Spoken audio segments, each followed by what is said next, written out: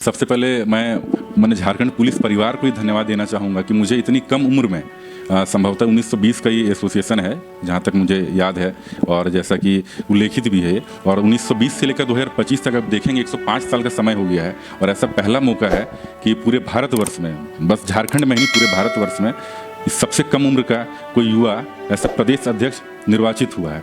ये हमारे पुलिस परिवार का प्यार है, हमारे बैचमेट्स का प्यार है, उनका स्नेह मुझे सच में बहुत मिला, और हमारे जितने भी सीनियर ऑफिसर हैं उनका भी स्नेह मुझे आज भी मिलता है। ये सबसे ज़रूरी है डिसिप्लिन, अनुशासन सबसे पहले ज़रूरी है।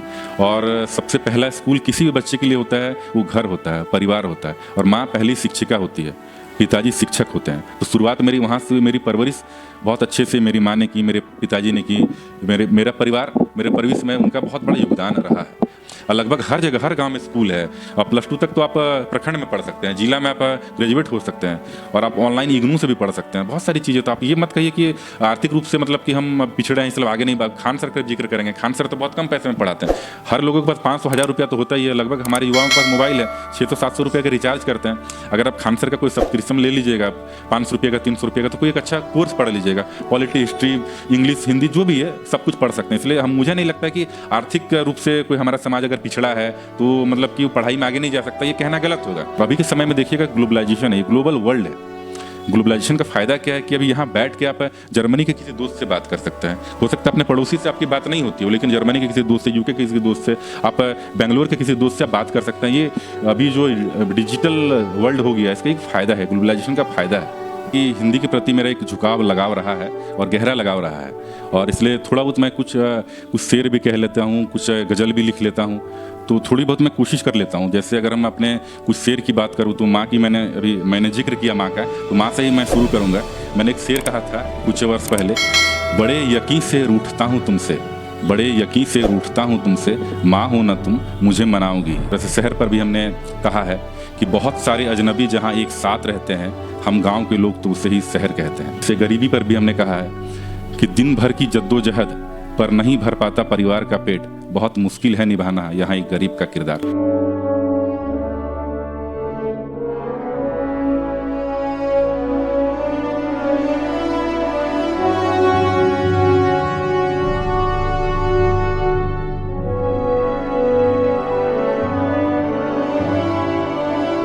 विकल्प मिलेंगे बहुत मार्ग को भटकाने के लिए, संकल्प एक ही है मंजिल तक जाने के लिए।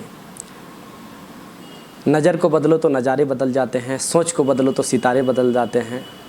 कश्तियाँ बदलने की ज़रूरत नहीं, दिशाओं को बदलो तो किनारा खुद ब खुद बदल जाते हैं। नमस्कार, आपका बहुत बहुत स्वागत है स्वदेशी भारत न्यूज़ में, और मैं आपके साथ धनंजय कुमार। स्वदेशी भारत न्यूज़ का यह खास कार्यक्रम, जिसका मुख्य उद्देश्य जन का हित हो, आप जनहित वार्ता देखना शुरू कर चुके हैं आप। और मेरे साथ इस वक्त खास मेहमान के तौर पे राहुल कुमार मुर्मू सर मौजूद हैं, जो वर्तमान समय में झारखंड पुलिस एसोसिएशन के प्रदेश अध्यक्ष हैं। और इनकी नियुक्ति 2018 बैच के दरोगा बहाली में हुई थी, और इस वक्त सर जो हैं झारखंड के सैकड़ों हज़ारों युवाओं के आइडियल बन चुके हैं। सर, आपका बहुत बहुत स्वागत है स्वदेशी भारत न्यूज़ में। सबसे पहले तो आपको जोहार, नमस्कार, और बहुत बहुत आपका धन्यवाद कि आप हमारे इस सेंट्रल ऑफिस में आए। मैं अपनी ओर से और पुलिस परिवार की ओर से आपका हार्दिक स्वागत करता हूं, हार्दिक अभिनंदन करता हूं। सर, मैं चाहूँगा कि एक बार आप हमारे दर्शकों को अपना पूरा परिचय बता दीजिए अपने ही मुख से। मैं हूं राहुल कुमार मुर्मू, वर्तमान में नवनिर्वाचित प्रदेश अध्यक्ष झारखंड पुलिस एसोसिएशन का, और मैं पाकुड़ ज़िले से आता हूं। सर, एक बार हमारे दर्शकों को आप अपनी शिक्षा के बारे में भी बता दें कि आप कहाँ से पढ़ाई की और किस प्रकार से आपकी पढ़ाई। मेरी पढ़ाई बहुत अलग अलग जगहों में हुई है। मेरी शुरुआत की पढ़ाई, मेरी माँ चूँकि शिक्षक रही है, शिक्षिका रही है, मैंने अपनी प्रारंभिक पढ़ाई गांव में की। इसके बाद मैं शहर आया, मेरी पढ़ाई आगे की दुमका में हुई है, भागलपुर में हुई है। मेरी फिर 10वीं तक की पढ़ाई नेतरहाट स्कूल से हुई है। फिर +2 की पढ़ाई संजीविर कॉलेज रांची से हुई है। इसके बाद मैंने इंजीनियरिंग की पढ़ाई की कीट भुवनेश्वर से।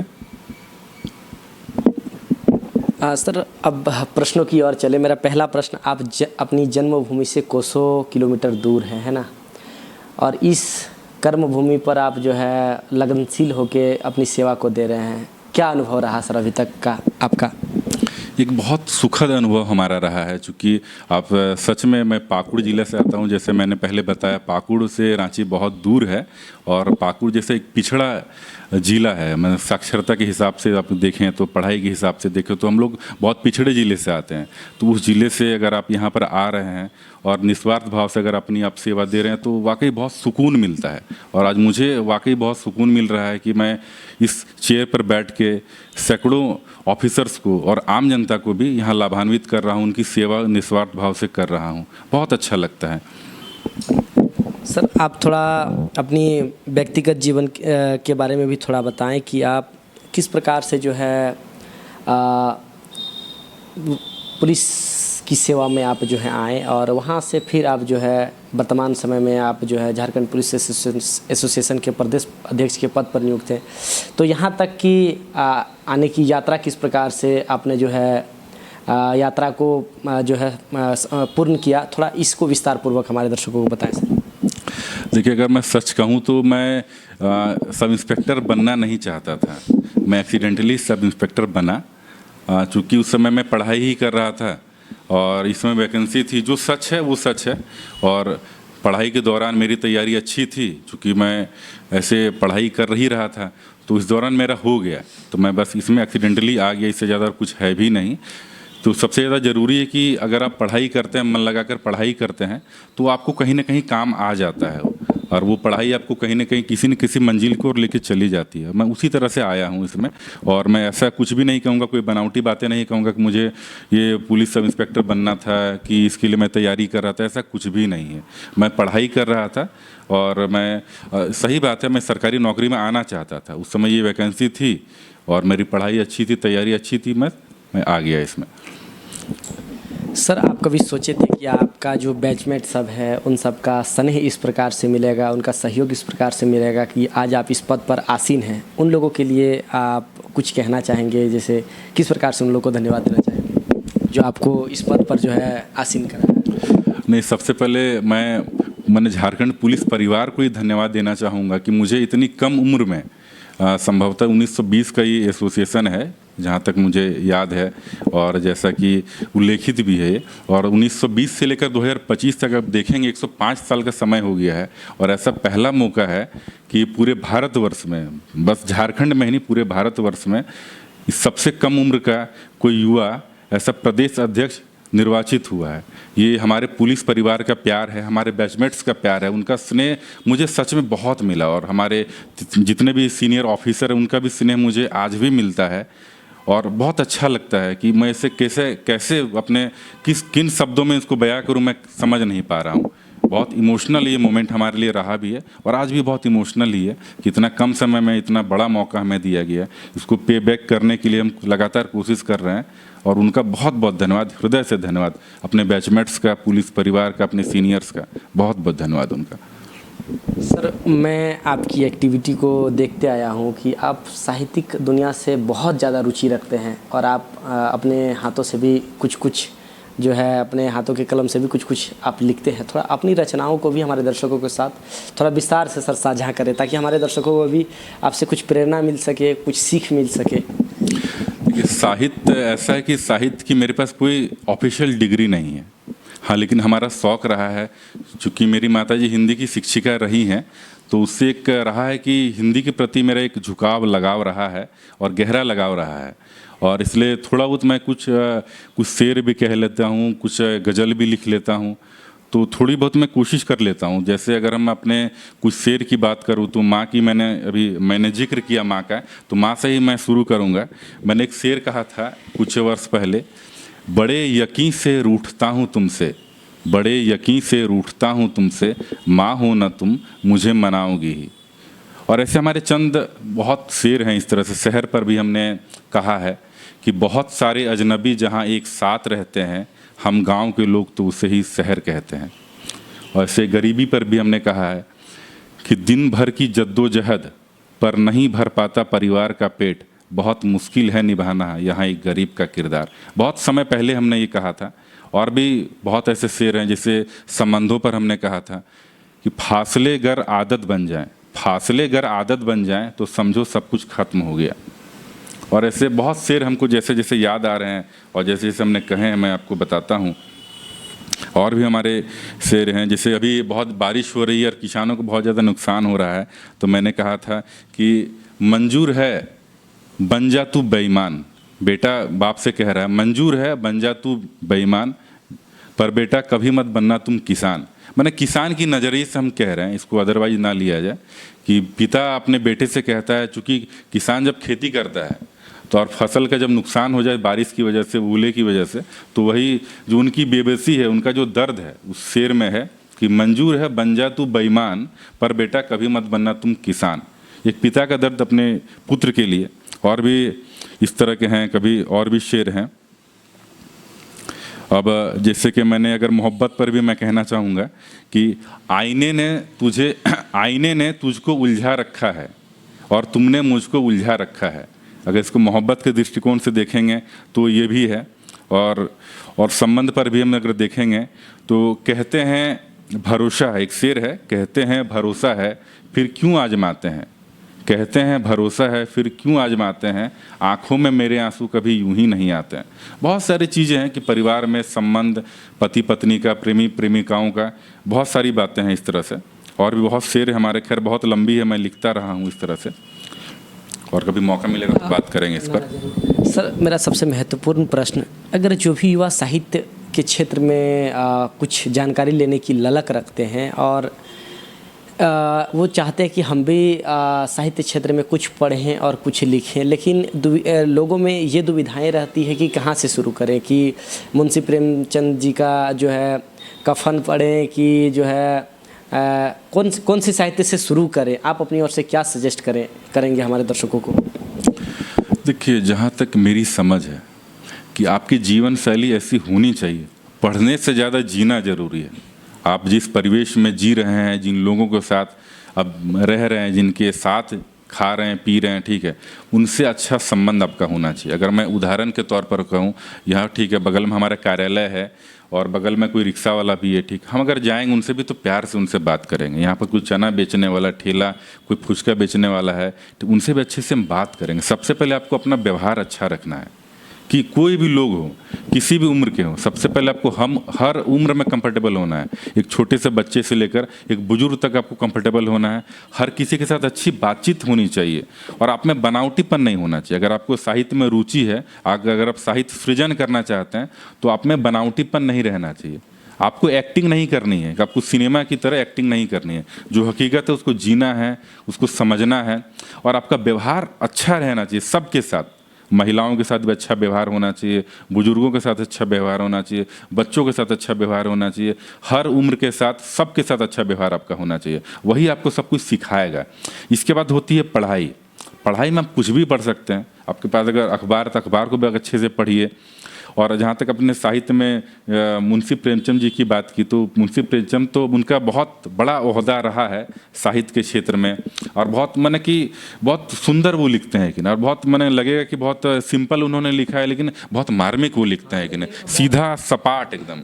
हाँ, ये कन्फ्यूजन में रहते हैं कि कहाँ से शुरुआत करें, क्योंकि साहित्य में तो 3 चर्चित पुस्तक है, जैसे गोदान मुंशी प्रेमचंद जी का, कि साहित्य में शुरुआत करने से पहले एक बार इन पुस्तकों को पढ़ के एक बार फील करना चाहिए लोगों को। तो अपनी ओर से क्या सजेस्ट करें? बिल्कुल, हम तो बोलेंगे जितना भी आपका मुंशी प्रेमचंद जी का है, जितनी भी उनकी उनकी रचना है, जितने भी साहित्यकार हैं, ठीक है, आप हाँ जो भी मैलांचल, आप फणीश्वरनाथ रेणु को भी पढ़ सकते हैं, सब है कि नहीं। बहुत ऐसे साहित्य सृजन है। आपको क्या उपन्यास लिखना है, आपको यात्रा वृत्तांत लिखना है, संस्मरण लिखना है, आपको शेर कहना है, आपको गज़ल लिखना है, आपको क्या करना है, उसके हिसाब से आप जितना जो भी है आप पढ़िए उसको। है कि नहीं, साहित्य में ठीक एक महासागर है। आप उपन्यास भी पढ़िए, उससे भाषा आपकी अच्छी होगी, समझ बढ़ेगी, ठीक है। एक तरह से यात्रा करेंगे आप, है कि नहीं। साहित्य पढ़ने का एक फ़ायदा क्या है कि आप इतिहास भी पढ़ते हैं। बहुत लोग इस बात को नहीं समझते हैं। साहित्य में कोई भी उपन्यास अगर आप पढ़ रहे हैं, तो आप उस दौर में जी रहे हैं, उस दौर के इतिहास को भी जान रहे हैं, उस दौर के इतिहास को भी आप समझ रहे हैं। इसलिए समझ के लिए जितनी किताबें हम तो बोलेंगे उसको पढ़िए। बुक फेयर जहाँ भी लगता है वहाँ जाना चाहिए। और नई नई जो भी पुस्तकें हैं, इतिहास के पुस्तक को भी पढ़िए, चूँकि समझ होनी चाहिए आपकी, तभी आप बेहतर सृजन कर पाएंगे साहित्य का। सर, आप जिस प्रकार से बताएं कि आपकी माताजी जो है हिंदी का जो है शिक्षिका रही हैं, और आप ऐसे लोकेशन से आते हैं जहाँ के बच्चे जो हैं बहुत दूर तक का नहीं सोच पाते हैं कि हमारी जीविका कैसे चलेगी। वैसे लोकेशन से आप झारखंड के सबसे पिछड़े ज़िले कह सकते हैं शैक्षणिक दृष्टिकोण से पाकुड़ से आते हैं, लेकिन माताजी का मार्गदर्शन आपको किस प्रकार से मिला कि आप यहाँ तक आएँ, थोड़ा वो हमारे दर्शकों को बताएँ। देखिए, सबसे ज़रूरी है डिसिप्लिन, अनुशासन सबसे पहले ज़रूरी है। और सबसे पहला स्कूल किसी भी बच्चे के लिए होता है वो घर होता है, परिवार होता है, और माँ पहली शिक्षिका होती है, पिताजी शिक्षक होते हैं। तो शुरुआत मेरी वहाँ से हुई। मेरी परवरिश बहुत अच्छे से मेरी माँ ने की, मेरे पिताजी ने की, मेरा परिवार, मेरे परवरिश में उनका बहुत बड़ा योगदान रहा है। तो आप कहीं से भी आते हैं, ठीक है, आप पिछड़े ज़िले से आते हैं, अब उसमें उसको लेके पढ़ना नहीं कि हम पिछड़े ज़िले से आते हैं हम क्या करेंगे नहीं करेंगे। हाँ, लेकिन आपका जो परिवार है उसमें पिछड़ापन नहीं होना चाहिए, उनकी सोच में वो पिछड़ापन नहीं दिखना चाहिए। और पहला स्कूल जो बच्चे के लिए होता है वो परिवार होता है, वो घर होता है। पहली शिक्षिका माँ होती है, पहले शिक्षक पिता होते हैं, ठीक है। वहाँ से अगर अच्छी शुरुआत हो तो कोई भी आगे जा सकता है, क्योंकि वही सॉफ्टवेयर इंस्टॉल होता है। क्योंकि एक बच्चा दुनिया में पहली बार आता है तो खाली दिमाग होता है, जो सिखाती है माँ सिखाती है, पिताजी सिखाते हैं, परिवार सिखाता है। तो उसी तरह से वो ज़्यादा ज़रूरी है कि कोई भी परिवार, जहाँ पर पिछड़े ज़िले से भी आते हैं तो वो भी परिवार अपने बच्चों को ऐसा अनुशासन दे, ऐसी परवरिश करे, फिर वो पिछड़ापन आड़े नहीं आएगा। क्योंकि जिला पिछड़ा रहे, चाहे राज्य पिछड़ा रहे, तो वो पिछड़ापन आड़े नहीं आएगा। आप एक लंबा सफ़र तय कर सकते हैं। और अभी के समय में देखिएगा ग्लोबलाइजेशन है, ये ग्लोबल वर्ल्ड है। ग्लोबलाइजेशन का फ़ायदा क्या है कि अभी यहाँ बैठ के आप जर्मनी के किसी दोस्त से बात कर सकते हैं। हो सकता है अपने पड़ोसी से आपकी बात नहीं होती हो, लेकिन जर्मनी के किसी दोस्त से, यूके के किसी दोस्त से, आप बेंगलोर के किसी दोस्त से आप बात कर सकते हैं। ये अभी जो डिजिटल वर्ल्ड हो गया, इसका एक फ़ायदा है, ग्लोबलाइजेशन का फ़ायदा है। तो इस तरह से हम लोग देखेंगे तो पिछड़ापन हमारे आड़े नहीं आएगा। और हम लोग को इस बात पर नहीं ज़्यादा पढ़ना चाहिए, हम लोग पिछड़े ज़िले से आते हैं, कि हम लोग बहुत ज़्यादा आगे नहीं जा पाएंगे। अभी आप देखिएगा तो रिजल्ट बहुत अच्छा है। एक बच्ची का हम जिक्र करना चाहेंगे, अभी 10th में शायद 2nd रैंक लाई है। वो हमारे बगल के गांव से है, चंडालमारा गांव है रोलाग्राम के। हाँ, बच्ची इंदिरा गांधी में पढ़ती थी, मैंने उसको शुभकामनाएं भी दी, बधाई भी दी। मुझे अच्छा लगा कि 2nd रैंक वो लेकर आई, तो हाँ स्टेट में। तो बहुत बड़ी बात हमारे लिए भी कि हमारी बच्चियाँ, हमारी बहनें मतलब कि एक बड़ी छलांग लगा रही है। वो भी पाकुड़ ज़िले से आती है। राज्य में 24 ज़िले हैं, पाकुड़ ज़िले से अगर कोई बच्ची 2nd रैंक लेकर आती है तो बहुत बड़ी बात है, अच्छा लगता है। और सब कुछ बदलेगा। आप भी युवा हैं, ठीक है, हमारे से जो कैमरा पकड़े हमारे साथी वो भी युवा हैं, ठीक है। हम लोग मिलकर काम करेंगे, धीरे धीरे सब कुछ आगे होगा, बढ़िया होगा। और हमारी सबको शुभकामनाएं हैं। और हमारे लायक जो भी कभी कोई काम होगा, हम चूँकि वहीं से आते हैं और बहुत उम्मीदें होंगी इसके आपके माध्यम से। हमारे दर्शक देख रहे होंगे, पाकुड़ जिला के भी दर्शक देख रहे होंगे, राज्य के दर्शक देख रहे होंगे, युवा भी देख रहे होंगे। तो एक संदेश हमारा है सबके लिए कि हमसे जुड़ें और आप बीच हमसे मुलाकात भी करें। और जितना हमसे बन पड़ेगा, जिस तरह से जैसे मोटिवेट करना हो, जितना आप आगे बढ़ना चाहते हैं, हम जितना मदद कर सकते हैं आपको हम ज़रूर करेंगे। आपके माध्यम से हम ये सबको कहना चाहेंगे। कि सर, अब सबसे महत्वपूर्ण प्रश्न, आप जिस प्रकार से आदिवासी समाज से आते हैं, वैसे कह लें कि झारखंड में आदिवासी समाज के जो बच्चे हैं और जो आदिवासी समाज के लोग हैं, उनकी मैक्सिमम लोगों की स्थिति अच्छी नहीं है ना। तो आपके तरह कुछ और जो आदिवासी बच्चे हैं जो अभी आने वाले भविष्य में कुछ बड़ा बनना चाहते हैं, जो होनहार बच्चे हैं, लेकिन वो गरीबी और आर्थिक स्थिति उनकी अच्छी नहीं है, वो मतलब मजबूरियों के मकड़जाल में वो जकड़े हुए हैं, तो वैसे बच्चे किस प्रकार से अपनी सपनों की रास्ते पर जो है वो चल सकते हैं और चलकर आपके जैसे कोई अफसर बनना चाहते हैं तो किस प्रकार से बन सकते हैं? ये हमारे दर्शकों में अगर कोई आदिवासी समाज के जो युवा हैं, जो बच्चे हैं, उनको आप अपनी ओर से इसमें क्या प्रेरणा देंगे कि आर्थिक स्थिति खराब होने के बावजूद भी वो अपने सपनों की ओर कैसे आगे निकल सकते हैं? देखिए, सबसे ज़रूरी चीज़ है, चूँकि मैं भी उसी आदिवासी समाज में रहता हूँ, मैं आज भी गाँव में रहता हूँ, मेरे माँ बाप आज भी गाँव में रहते हैं। तो हमारा जो ऑब्जर्वेशन है खासकर आदिवासी समाज को लेके कि आदिवासी समाज के बच्चों में भटकाव बहुत अधिक है। आप खुद जानते होंगे कि अभी फुटबॉल खेल, मैं उसके लिए मना नहीं करता हूँ, लेकिन फुटबॉल अभी मैंने हर महीने कहीं ना कहीं होता है, वहाँ पर जुआ भी खेला जाता है, वहाँ पर बहुत तरह की गलत घटनाएं भी घटती रहती है।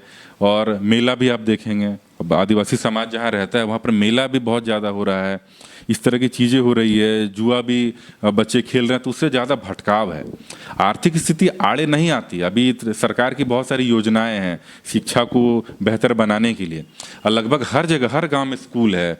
और +2 तक तो आप प्रखंड में पढ़ सकते हैं, जिला में आप ग्रेजुएट हो सकते हैं, और आप ऑनलाइन इग्नू से भी पढ़ सकते हैं, बहुत सारी चीज़ें। तो आप ये मत कहिए कि आर्थिक रूप से मतलब कि हम पिछड़े हैं इसलिए आगे नहीं। खान सर का जिक्र करेंगे, खान सर तो बहुत कम पैसे में पढ़ाते हैं, हर लोगों के पास 500-1000 रुपया तो होता ही है। लगभग हमारे युवाओं के पास मोबाइल है, 600-700 रुपये का रिचार्ज करते हैं।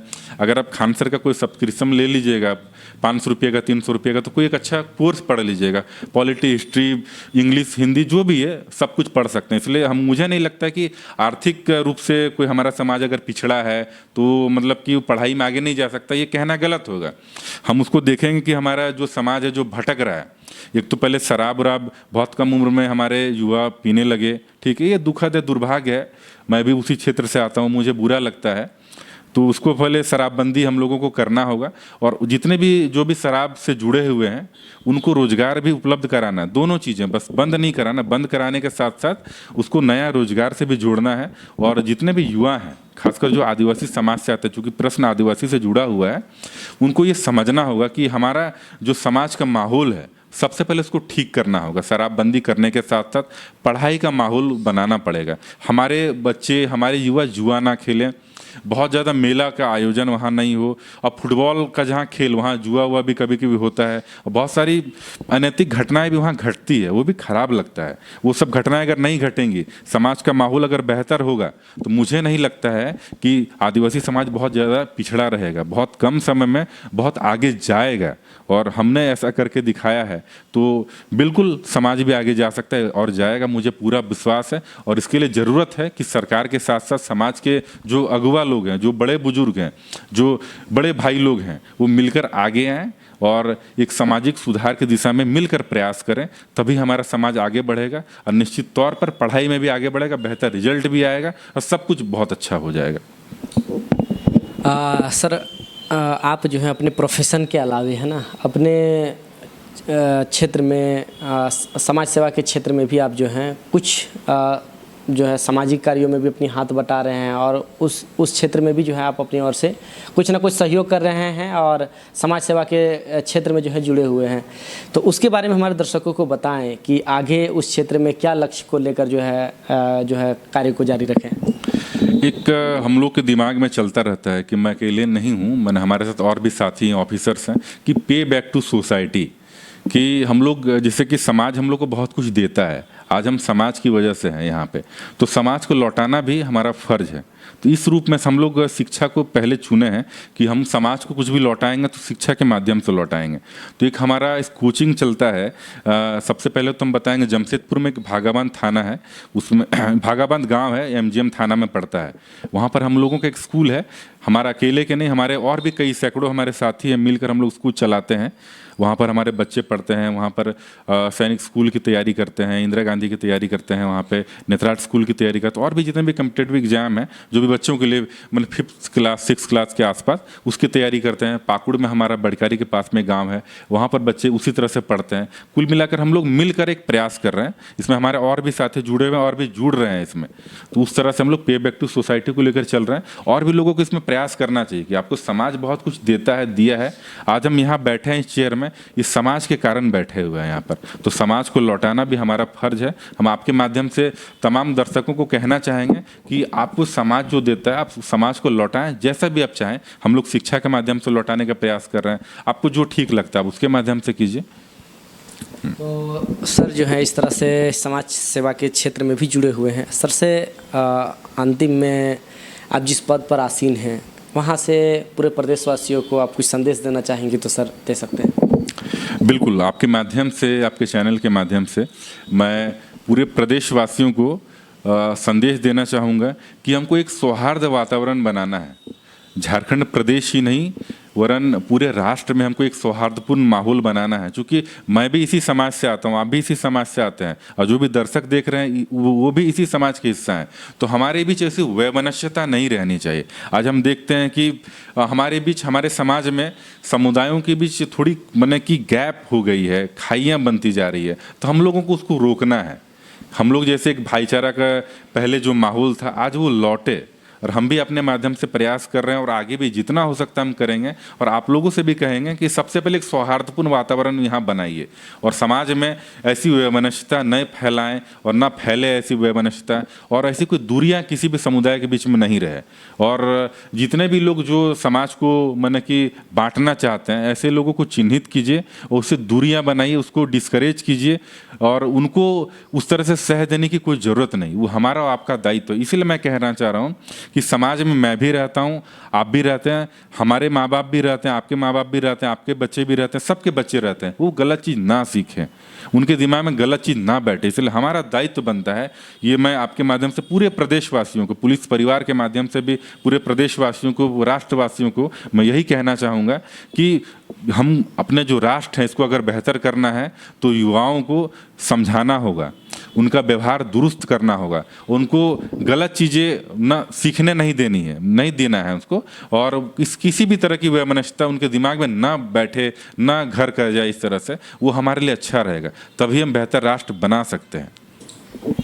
अब सर, अंत में जो हमारे स्वदेशी भारत न्यूज़ के स्थायी दर्शक हैं, जो अभी तक आपको देख रहे थे, उन लोगों को आप अपनी ओर से कुछ कहना चाहेंगे?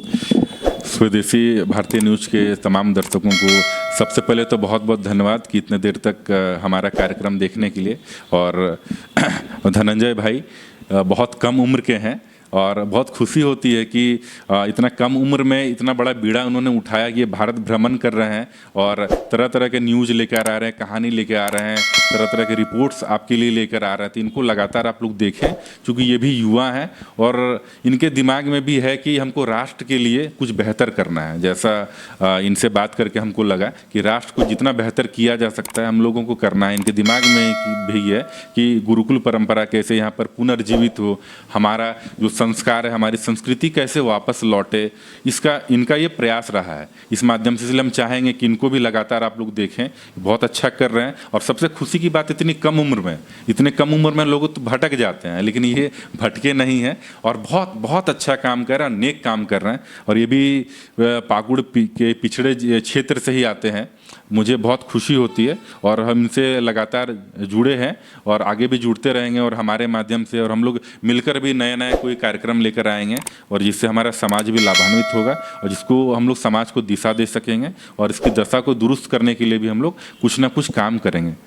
सर, सबसे पहले तो बहुत बहुत धन्यवाद कि आप अपनी कीमती समय को निकाल कर हमें इस साक्षात्कार के लिए समय दिए, और हमारी टीम को भी मोटिवेट किए, और हम लोग आपको ये विश्वास दिलाते हैं कि आगे भी हम लोग और जो है अच्छे से और मजबूती के साथ हम लोग जो है कार्य करेंगे, और अपने दर्शकों के लिए अच्छे अच्छे कंटेंट, अच्छे अच्छे इंटरव्यू और प्रेरणा का एक माध्यम बनेंगे।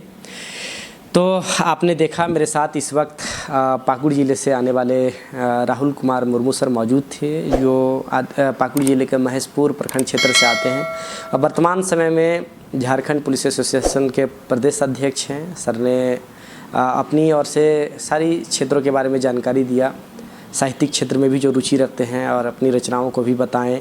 साथ ही आदिवासी समाज के और भी युवाओं को प्रेरित किया कि जो वो भटके हुए हैं शराब, खेल आदि इन चीज़ों से, तो वो मुक्त होकर बाहर निकले और पढ़ाई में ध्यान दें। तो वो भी जो है राहुल सर के तरह आगे आने वाले समयों में वो भी जो है अफसर बन के समाज का प्रतिनिधित्व करेंगे, समाज की जो है सेवा करेंगे। लेकिन जो भटके हुए हैं वहाँ से फिर जो है निकल के बाहर आना होगा। जो शराब और ये खेल आदि को लेकर जो सर ने आग्रह किया, तो आपको यह वीडियो, यह इंटरव्यू कैसा लगा, आप जो है कमेंट बॉक्स में ज़रूर बताइए। आपको लग रहा है कि हम कुछ अच्छा कर रहे हैं तो आप हमें सपोर्ट करें, हमें सब्सक्राइब करें, हमें ज़्यादा से ज़्यादा लोगों तक पहुंचाने में मदद करें। हम आपसे जो है आर्थिक सहयोग नहीं मांगते हैं, लेकिन आपको लग रहा है कि हम कुछ अच्छा कर रहे हैं तो आप हमें सपोर्ट ज़रूर कीजिए। हम आपसे जल्द मिलेंगे स्वदेशी भारत न्यूज़ के जनहित वार्ता शो के अगले एपिसोड में, और कोई ऐसे ही प्रेरणादायक व्यक्ति और हस्तियों के लिए। तब तक के लिए हम आपसे विदा चाहेंगे। मेरे सहयोगी संजय के साथ मैं धनंजय कुमार, स्वदेशी भारत न्यूज़ रांची से आपसे विदा लेते हैं। बहुत बहुत धन्यवाद। जय हिंद, वंदे मातरम।